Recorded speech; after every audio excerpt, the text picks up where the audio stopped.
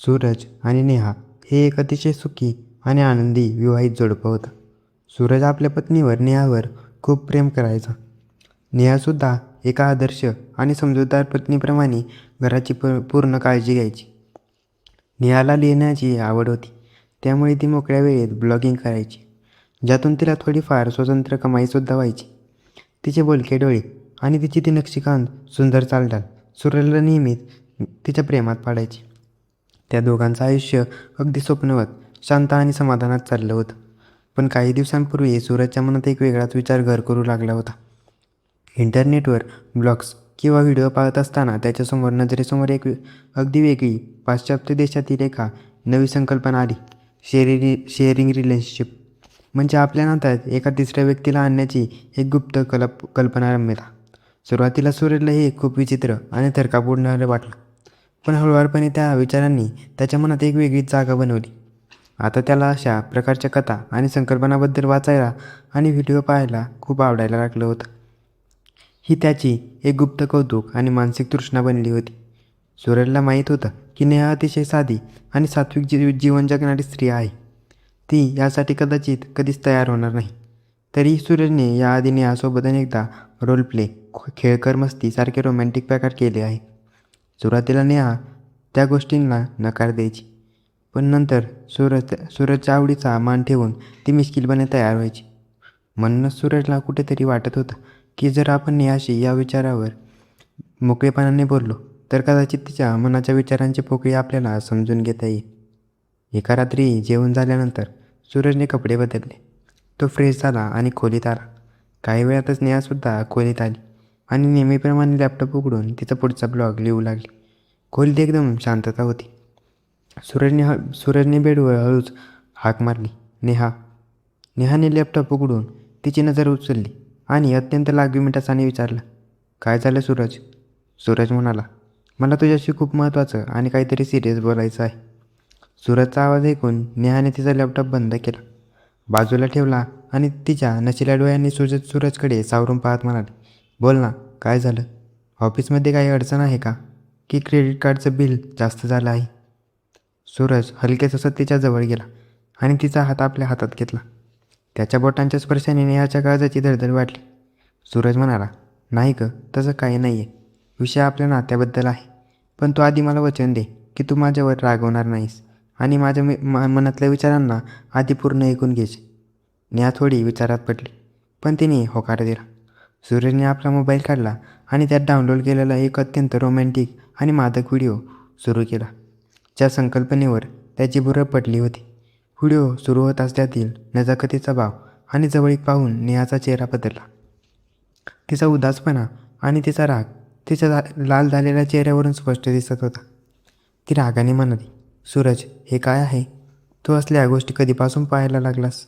तुझ्या मनात इतके वेगळे विचार येतात का? सूरज थोडा घाबरला, पण त्याने तिचा हात घट्ट पकडला. तो अत्यंत अस्पष्ट पण समजूतदार आवाजात म्हणाला, नेहा, शांत हो. हा व्हिडिओ एक व्हिडिओ नाही, ही एक संकल्पना आहे. मला तुझ्यावर कोणतंही दडपण आणायचं नाही. मला फक्त असं वाटतं की आपण या विषयावर एकत्र बसून विचार करावा, याचे फायदे आणि तोटे पाहावेत. सूरजने मोठा श्वास घेतला आणि पुढे म्हणाला, याचा अर्थ असा अजिबात नाही की मी तुझ्यावर प्रेम करत नाही किंवा कमी झाले.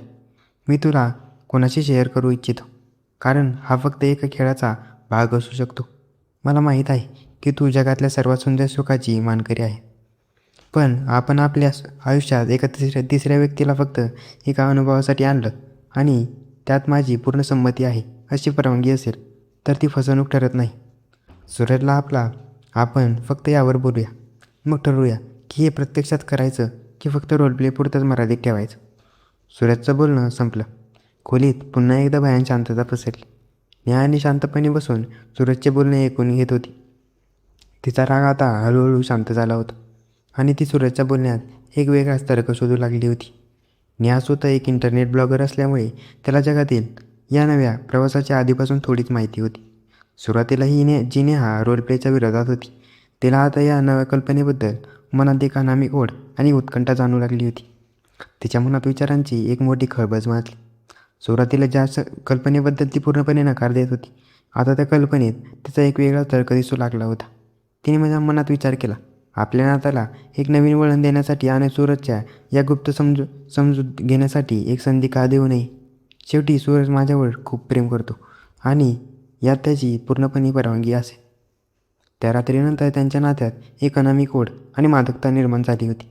आता ते रोज रात्री 1-2 वाजेपर्यंत घरात एकत्र बसून याच विषयावर बेधुंद होऊन बोलत राहायचे.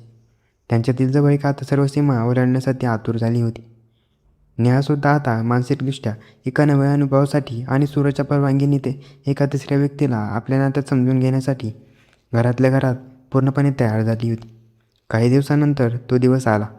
बाहेर हलकी गुलाबी आणि थंडी होती, ज्यामुळे घरात एक वेगळीच ओलावा आणि ऊब पसरली होती. सूरजने नेहासाठी आधीच एक सुंदर, खास आणि मादक निळ्या रंगाची साडी आणली होती. नेहा जेव्हा जेव्हा साडी नेसून खोलीत त्याच्यासमोर आली, तेव्हा तिची ती मखमली त्वचा, उघडी गोरी पाठ, तिची ती थरथरणारे ओठ आणि तिची नक्षीकांत सौंदर्यवती आकृती पाहून सूरज तिच्या मोहात पूर्णपणे विरघळून घ्यायचा. सूरज हळूच पाऊल टाकत बेडवर त्याच्याजवळ गेला. तिच्या पैंजणांचा तोंडात सूरजच्या काळजाची धडधड वाढत होता. त्याने पाठीमागून जाऊन नेहाच्या कमरेभोवती आपला विळखा घट्ट केला. सूरजच्या त्या पिळदार आणि रांगड्या शरीराचा उबदार स्पर्श पाठीला जाणवताच नेहाने नकळत आपले डोळे गच्च मिटून घेतले. सूरजने तिची एक रेशमी बटं कानामागे चालली आणि त्याच्या बोटांच्या स्पर्शवेळेस अजूनही नेहाच्या अंगावर शहाऱ्यांची एक लाटच उसळली होती. दोघांनी बेडवर एकमेकांच्या इतके जवळ आले होते की फक्त त्यांच्या श्वासांचा वेगवान आवाज आणि लयबद्ध आवाज खोलीत गुंजत होता. सूरजने तिची हळवटी हळूच वर उचलली. तिचे थरथरणारे ओठ बरंच काही बोलू पाहत होते. दोघंही बेडवर शहाऱ्यांची एक लाटच उसळली. दोघंही बेडवर एकमेकांच्या इतके जवळ आले होते की फक्त त्यांच्या श्वासांचा वेगवान आणि लयबद्ध आवाज खोलीत गुंजत होता. सूरजने तिची हनुवटी वर उचलली. त्याचे थरथरणारे ओठ बरेच काही बोलू पाहत होते, पण शब्दांऐवजी फक्त सुस्कारे बाहेर पडले. तिच्या ओठांवरची ती हलकी लाली आणि त्याची ती बेधुंद नजर पाहून सूरजने स्वतःला पूर्णपणे तिच्या स्वाधीन करून दिले. जेव्हा त्यांच्या ओठांमधलं अंतर मिटलं, तेव्हा त्यांच्या प्रेमाचा तो अनोखा आणि तीव्र संगम सुरू झाला.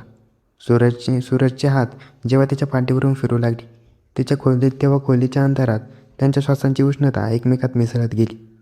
जणू बर्फाला आगीचा स्पर्श व्हावा आणि सगळं काही तिथेच विरघळून जावं. या धुंदीत बेधुंद दोघेही एकमेकांच्या मोहात पूर्णपणे विरघळून गेले आणि एक स्वप्न व चुका धरून गेले. वेगवान आणि वाहणारे त्यांचे श्वास आता त्यांच्या अंतर्मनातील ओढ साक्ष देत होते. सूरजने तिच्या आपल्या बाहूंमध्ये इतकं घट्ट आणि कवेत घेतलं होतं की दोघांमधील सर्व अंतरांची सर्व सीमा पुसली गेली होती. नेहाने तिचे दोन्ही नाजूक हात सूरजच्या पिळदार खांद्यावर आवळले आणि तिच्या बोटांच्या स्पर्शाने पाठीवर प्रेमाची एक नवी भाषा लिहायला सुरुवात केली. खोलीच्या त्या मंद अंधारात नेहाच्या सौंदर्याची मादकता सूरजना प्रत्येक क्षणाला अधिकात व्याकुळ करत होती. तिच्या गळ्यातून निघणारे ते हलके सुस्कारे आणि खोलीत शांततेचे संगीत निर्माण करत होते. सूरजने तिची डोळे हलकेच चुंबले, ज्यावर लाजेने आणि समाधानाची एक नवी छटा उमटली होती. त्याच्या मखमली त्वचेवर जेव्हा जेव्हा त्याचा उबदार स्पर्श उमटला, तेव्हा नेहाला एक अनामिक सुखाच्या आहारी जात होती.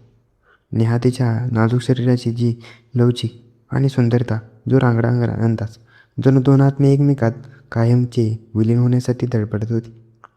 रात्र आता मध्यरात्रीच्या पुढे सरकली होती, पण या दोघांसाठी जणू काळ तिथेच थांबला होता. सूरजच्या हातांचा स्पर्श जसा तिच्या पाठीवरून आणि कमरेवरून सरकत होता, तशी तशी नेहाच्या त्या मिठीत अजूनच विरघळत जात होती. तिच्या ओठांची ती मधाळ चव घेताना सूरजला वाटलं की आयुष्यातील सर्वात सुंदर सुख याच क्षणी त्याच्या पडद्यात पडलं आहे. तिने सूरजला स्वतःकडे अजूनच ओढून घेतलं आणि तिच्या त्या उबदार श्वासांची आगीची ऊब सूरजला छातीवर रेंगाळत होती. संपूर्ण रात्र त्यांच्या मखमली स्पर्शांनी, श्वासांनी आणि वेगवान आणि दोन शरीराच्या एक रोमॅन्टिक संगमाची भूक साक्षीदार बनली होती. शेवटी एकमेकांच्या पूर्ण मोहात आणि प्रेमाच्या उत्सर्वाच्या उत्सुकाला स्वतःलाच वाहून देत होती. ते दोघेही त्या बेधुंद रात्रीच्या खुशीत कायमचे हरवून गेले होते.